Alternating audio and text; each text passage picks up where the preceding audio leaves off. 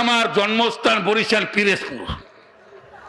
আমার বাবার নাম ছিল ব্যারিস্টার নগেন্দ্রনাথ ব্যানার্জি। আমার বাবার 3 ছেলে 3 মেয়ে। আমি ছেলে মেয়েদের মধ্যে ছিলাম 3 নম্বর তৃতীয়, আর ছেলেদের মধ্যে আমি 2 নম্বর দ্বিতীয়। তখন আমার নাম ছিল বাবু স্বপন কুমার ব্যানার্জি। হিন্দু সমাজটাকে রাজা বল্লাল সেন 4টা ভাগ করেছেন: ব্রাহ্মণ, ক্ষত্রিয়, বৈশ্য, শূদ্র। তো ব্রাহ্মণ হল সবথেকে উপরে, কুলীন, আভিজাত বংশ। অর্থাৎ হিন্দুদের যত ধর্ম, কর্ম, মর্ম সব ব্রাহ্মণদের হাতে। তা ধর্মের ব্যাপারে, কর্মের ব্যাপারে যা বলবে তাই মেনে নিতে হবে। আর ক্ষত্রিয় হলো তারা যারা দেশ শাসন করে, আর বৈশ্য হলো তারা যারা চাষাবাদ করে, শস্য উৎপাদন করে, আর শূদ্র হইলে তারা যারা বাড়ি বাড়ি মানুষের গোলামি করে। কথাটা বুঝতে পারছেন? 4টা ভাগ করেছে। তো ব্রাহ্মণ চ্যাটার্জি, ব্যানার্জি, ভট্টাচার্য, মুখার্জি এরা হলো ব্রাহ্মণ কুল শিরোমণি। এখন ধর্ম টিকাই রাখতে হবে, একজন পণ্ডিতের প্রয়োজন। সবাই চিন্তা করলেন আমাদের স্বপন কুমার কি পণ্ডিত বানাবো। এই চিন্তা, সেই কাজ। আমাকে কলকাতা নিয়ে গেলেন। তখন আমার বয়স মাত্র 7 থেকে 8 বছর। কলিকাতায় গিয়ে তাল পাতায় লেখাপড়া করি, ওইটাই পাঠশালা, ওইটাই প্রাইমারি। এরপর হাই স্কুল, কলেজ পাশ করে ধর্ম রক্ষার্থে, ধর্মীয় জ্ঞান অর্জনার্থে কলিকাতায় অবস্থিত খর্দাহতে রামকৃষ্ণ সংস্কৃত মিশন এই তোলে আমি লেখাপড়া করি। এরপরে সংস্কৃত ভাষার উপরে পাণ্ডিত্য অর্জন করে চারিবেদের বিদজ্ঞ পণ্ডিত হয়ে, কাব্যতীর্থ পণ্ডিত হয়ে আমি আবার বরিশাল পিরোজপুরে আমাদের বাড়ি চলে আসি। আসার পরে তো সবাই আমাকে খুব ধন্যবাদ, শুকরান লাকুম, স্বাগতম স্বাগতম বলে আমাকে আপ্যায়ন করে ফুলের মাল্য দিয়ে আমাকে অভিষেক করছে। খুব সম্মান, খুব ইজ্জত। আপনাদের যদি একটা ছেলে আলেম হয়, মুফতি মুহাদ্দিস হয়, সমাজে তার খুব কদর না? কি বলেন? যদিও সে আল বদর, কেউ করে না বদর, কিন্তু সবাই করে তারে কদর। কি বলে, ঠিক কিনা বলেন? ঠিক এইভাবে কদর পাচ্ছি। আস্তে আস্তে আলোচনা বিচার করতেছি, আমি কি লেখাপড়া শিখে আসলাম, সমাজে কি দেখছি, এই নিয়ে আলোচনা করতে গিয়ে বেদের মধ্যে একটি শ্লোক আমাকে অ্যাডভান্সিত করাইছে, সামনে এগিয়ে যাওয়ার সুযোগ করে দিয়েছে। একটু পিছনে ছিলাম। সেই শ্লোকটা হলো, আলোচ্য সর্বশাস্ত্রী বিচার্য চ পুনঃ পুনঃ পুণ্যম চ পরোপকার পাপম চ পরপীড়নে। এখানে বলা হয়েছে তুমি এখন অন্ধ অনুকরণে লিপ্ত নয়, কারণ তুমি তো এখন মূর্খ নয়, তুমি জ্ঞান অর্জন করে পণ্ডিত হয়েছ। এখন কারো অনুকরণ করা তোমার ঠিক হবে না। যে কিতাব পড়ে, যে পুস্তক পড়ে তুমি জ্ঞান অর্জন করেছো, সেই কিতাব নিয়ে তুমি গবেষণা করো। কি কথাটা বুঝেন নাই? কোনটা করা যাবে আর কোনটা করা যাবে না, এটা কোনো মানুষের কথার উপরে নির্ভর হবে না।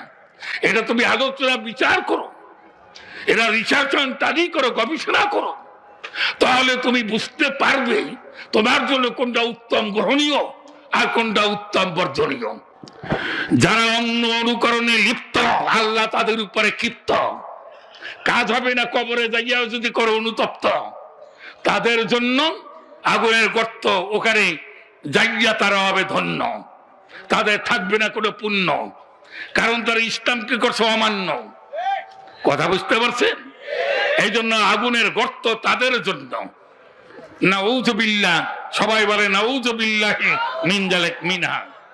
আমি যতদিন বেদান্ত পড়ি নাই ততদিন পর্যন্ত অন্ধ অনুকরণে লিপ্ত ছিলাম। আমার বাপ দাদা, সদ্য গোষ্ঠী, সমাজ যা বলে তাই করেছে। কখনো ভগবান নারী রূপে, কখনো ভগবানকে নারী রূপে কখনো পুরুষের রূপে, কখনো 2 হাত, কখনো 4 হাত, কখনো আবার 10 হাতের মূর্তি বানাইয়া, কখনো বস্ত্র পরাইয়া, কখনো উলঙ্গ বেহাইয়া বানাইয়া, আবার জিহ্বা বাইর করাইয়া এই মূর্তি বানাইয়া কত ফুর্তি করেছি। কথা বলছেন নাই? বাপ দাদাদের কথায়। কিন্তু এখন বেদ বেদান্ত পড়ে দেখি এগুলি সব মিথ্যা, বানোয়াট, আবর্জনা, বেলুলেস। খুব ভালো করে বোঝেন। গোটা হিন্দু জাতি তা জানে না। হিন্দুদের ব্রাহ্মণরা নিজেদের ক্যাডেটকে টিকাইয়া রাখার জন্য তারা কি করেছে জানেন? একটা শ্লোক তৈরি করেছেন, সেই শ্লোকটা বেদের মধ্যে ঢুকিয়ে দিয়েছে। পণ্ডিত ছাড়া এটা বুঝবে না কেউ। আমার ভাইয়েরা, যদি জাল হাদিস থাকে আর কোন কিতাবের মধ্যে ঢুকিয়ে দেয়, কোন মুহাদ্দিস ছাড়া, কোন মুফতি আর মুফাসসির কোরআন ছাড়া এগুলি কেউ বুঝবে না। কি বলে, ঠিক কিনা বলেন? দাওরা পাস করলেও বোঝা যাবে না যতক্ষণ ওই ইলম অর্জন না করবেন। খুব ভালো করে বুঝবেন। ঠিক আমাদের অবস্থা তাই হয়েছিল। এখন দেখি এই শ্লোকটা হলো স্ত্রীনাং শূদ্রানাং, স্ত্রীনাং শূদ্রানাং ন শ্রুতি গোচরে বেদ। স্ত্রী লোক আর যত পুরুষ ব্রাহ্মণ ছাড়া যত নারী আর পুরুষ হিন্দু, এদের বেদের নিকটে যাওয়া তো দূরের কথা, বেদ শ্রবণ করিতেও পারিবে না। এরকম একটা অর্ডিন্যান্স জারি করে দেওয়া হয়েছে। স্ত্রীনাং শূদ্রানাং ন শ্রুতি গোচরে বেদ। এক ব্রাহ্মণ ছাড়া, ব্রাহ্মণ্যবাদ ছাড়া, ব্রাহ্ম সমাজ ছাড়া আর যত হিন্দু নারী পুরুষ, তারা বেদ চক্ষু দিয়া দেখা তো দূরের কথা, বেদ তারা কানেও শুনতে পারবে না। ধর্মের বাণী ওরা যদি বেদ চক্ষু দিয়া দেখে, চোখের মধ্যে সীসা গালিয়ে দাও, আর যদি কান দিয়ে ধর্মের বাণী শোনে, কানের মধ্যে সীসা গালিয়ে দাও। এই ভয়তে এরা বাঘের চাইতো, সাপের চাইতো আরো বেশি ভয়। এই ভয়তে কোন হিন্দু সমাজ তারা বেদের জ্ঞান অর্জন করতে পারে না। যদিও এই দুনিয়ার ইংরেজি বাংলা শিক্ষা অর্জন করতে করতে সে ডিগ্রি পাস করেছে, অনার্স শেষ করেছে, মাস্টার্স কমপ্লিট করেছে, ডক্টরেট ডিগ্রি লাভ করেছে, লেখাপড়া শেষ করেছে, এত যোগ্যতা এক্সপিরিয়েন্স থাকা সত্ত্বেও সার বেদ দেখার অধিকার নাই। ব্রাহ্মণ যা বলে তাই। কিভাবে কথাটা বুঝতে পারছেন? আমি হিন্দু থাকতে যখন এইগুলি দেখলাম, আল্লাহ লাখো লাখো শকর, লাখো লাখো শকর। আমি যদি আজকে ক্ষত্রিয় বৈশ্য শূদ্রের ঘরে জন্ম হতো, তাহলে আমি অন্ধ অনুকরণ ধর্মগ্রন্থ থেকে দূরে ছিটকিয়ে থাকতাম, অন্ধ অনুকরণে লিপ্ত হতাম। আল্লাহ আমাকে ব্রাহ্মণের ঘরে জন্ম দিয়েছেন, তাই আজকে বেদ পড়ার অধিকার পেয়েছি। জোরে বলা আলহামদুলিল্লাহ। আমার বয়স যখন 8 বছর, তখন আমাকে গুরু মন্ত্র দিয়েছিল। গুরু মন্ত্র, মূল মন্ত্র। সেই মন্ত্র আমাকে যখন ডান কানে দেয়, আমাকে বলছে, হে স্বপন কুমার, এই যে তোমাকে মন্ত্র দিলাম, খবরদার, হুঁশিয়ার, সাবধান, এই মন্ত্র জীবনে কাউকে তুমি বলিও না। এই মন্ত্র যদি প্রকাশ করে দাও, তোমাকে নরকে যেতে হবে, জাহান্নামে যাইতে হবে। আর যদি এই মন্ত্রটা গোপন করে রাখো, তাহলে তুমি স্বর্গে যেতে পারবে, তুমি বেহেশতে যেতে পারবে। আমার বাপ দাদার সুবহানাল্লাহ কোনটা?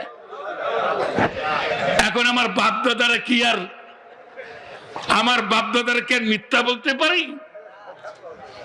কোন জায়গায় সুবহানাল্লাহ নাউজুবিল্লাহ কোন লাগে, নিজে নিজে কবেন না, আমি কইয়ে দেবো, এই সময় কবেন।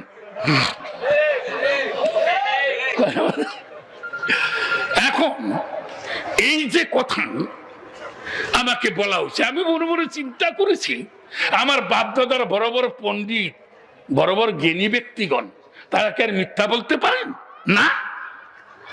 তাদের কথা শুনে আমি এতদিন পর্যন্ত এই মন্ত্র গোপন করে রেখেছি। হিন্দু ধর্মগ্রন্থ বেদ, এই বেদ 4 ভাগে ভাগ করা, ঋক, সাম, যজু, অথর্ব। তবে ঋক সাম যজু অথর্ব বেদ প্রথম কার্য সমাপন করে পণ্ডিত হয়েছি, আর পাণ্ডিত্য অর্জন করেছি লাস্টের যে বেদ অথর্ব বেদ, এই অথর্ব বেদের 21 নম্বর শ্লোকে আমি দেখতে পেলাম এই মন্ত্র যদি গোপন করে রাখো নরক ছাড়া উপায় নাই, জাহান্নাম ছাড়া উপায় নাই। আর এই মন্ত্র যদি প্রকাশ করে দাও তুমি স্বর্গে যেতে পারবে, তুমি বেহেশতে যেতে পারবে। এইবার বলেন আলহামদুলিল্লাহ। আমার নামের শেষে ব্যানার্জি, কি বলে ইসলামে কোনো জায়গায় ব্যানার্জি নাই, আছে? তবে আমি কেন দিলাম উনি প্রশ্ন করেছেন আপনাদের সবাইকে জানাবার জন্য, আমাকে পরীক্ষা করেছেন। ব্যানার্জি আমার নাম নয়, ব্যানার্জি হলো আমার বংশের পরিচয়, আমার বংশ পদমর্যাদা। অতএব ইসলাম কিন্তু বংশের মর্যাদা দিয়েছে। যেমন আপনি যদি ছেলে মেয়ের বিবাহ দেন বা করান, তাহলে মা বাবা আগে কি দেখে? কুফুর। কি দেখে? এই কুফুর মধ্যে একটা শর্ত হইল বংশের পরিচয়। এ কথাটা বুঝে যাচ্ছে? এই জন্য আল্লাহ নবীর পালিত পুত্রের নাম কি ছিল? জায়েদ ইবনে হারেসা। হারেসা ছিটুর কাশ নমশূদ্র, সে মুসলমান হয়েছে। অন্যান্য মুসলমানদেরকে মুয়াল্লাবাতি করব, ওদেরকে আকর্ষণ করার জন্য একটা ভালো মেয়ে দিতে হবে, উচ্চ বংশের মেয়ে দিতে হবে। এ হলো নিম্ন বংশের। ইসলাম গ্রহণ করছে ভালো বংশের মাইয়া দেবে। মাইয়া তালাশ করতে করতে দেখে আল্লাহ নবীর আপন ফুফাতো বোন জয়নব কোরাইশি, তার লগে বিয়ে দিচ্ছে। কিন্তু এ হলো লোয়ার কাস্ট, আর হায়ার কাস্ট। কাজে কাস্তে কাস্তে মিল করে না, তালাক হয়ে গেছে। তখন আল্লাহ নবী তার পালিত পুত্র বধূকে এবং তার ফুফাতো বোনকে তিনি বিবাহ করলেন। সবাই বলে আলহামদুলিল্লাহ। আচ্ছা, ইসলামে দুইটা দাদা, একটা হারাম দাদা আর একটা কি না না না হালাল দাদা। তো কাজে হালাল দাদা তাকে বলে যার বংশের পরিচয় আছে, আর হারাম দাদা তাকে বলে যার কোনো বংশের পরিচয় নাই। তা ব্যানার্জি রাখার অর্থ হলো ওরা যেন সবাই যেন বুঝে যে আমার ব্যানার্জি রাখার অর্থ আমার বংশের পরিচয় আছে। কাজে আমি হারাম দাদা নয়, আমি 100% আমি হালাল দাদা। আর সবচেয়ে বড় কথা হলো এখানে আলেম ওলামা যারা আছেন বা দূর দূরান্তে যারা আছেন তারা শুনতেছে, তাদের কাছে জিজ্ঞাসা করে দেখবে যে কি আমি দুইজন সাহাবার নাম উল্লেখ করি। একজন আবু যর আল গিফারি আর একজন আবু মুসা আল আশআরি। গিফারি বংশ পুতুল পূজার বংশ, আশআরি বংশ পুতুল পূজার বংশ, ইরানের পাহাড়ের পাদদেশে। কিন্তু আল্লাহর নবীর সময় তারা ইসলাম গ্রহণ করেছে। আল্লাহর নবী যদি নামটা পত্তলিপীয় অগ্নি পূজার হয় তা পরিবর্তন করে রাখছেন, কিন্তু তার বংশের পরিচয় কখনোই গোপন করেন নাই। এই জন্য হাদিসের রাওয়ায়াতে আপনারা দেখবেন আবু যর আল গিফারি, আবু মুসা আল আশআরি। কি ভাই কথা বলছেন আমার ভাইয়েরা? হিন্দুরা মনে করবে ও নমশূদ্র অথবা বৈশ্য অথবা লেখাপড়া জানে না, অভাবে অনটন সে মুসলমান হয়েছে। দেখাও তো আমাদের করে ব্রাহ্মণ পণ্ডিত মুসলমান হয়েছে কিনা, তাহলে আমাদের বলার কিছু নাই। তাই তাদেরকে বুঝাবার জন্য ওরা তারা আমার বদনাম না করে। এই জন্য যদি ব্যানার্জি থাকে তাহলে হিন্দুরা বুঝবে এই কিন্তু ব্যানার্জি মুখার্জি চ্যাটার্জি আমাকে ব্রাহ্মণ যাদের কথায় ওঠা বসা করতাম, কাজে এত নমসূত্র নয়, চল চল আমরা তার কাছ থেকে কিছু ধর্মের তত্ত্ব নিয়ে আসি। তাই আমার মাহফিল যদি আসে আর এই অছিলায় যদি আল্লাহ তাদেরকে হিদায়াত করে দেয়, বলে আলহামদুলিল্লাহ। এই জন্য ইসলামী দৃষ্টিতে ব্যানার্জি রাখাটা এটা দর্শনীয় নয়।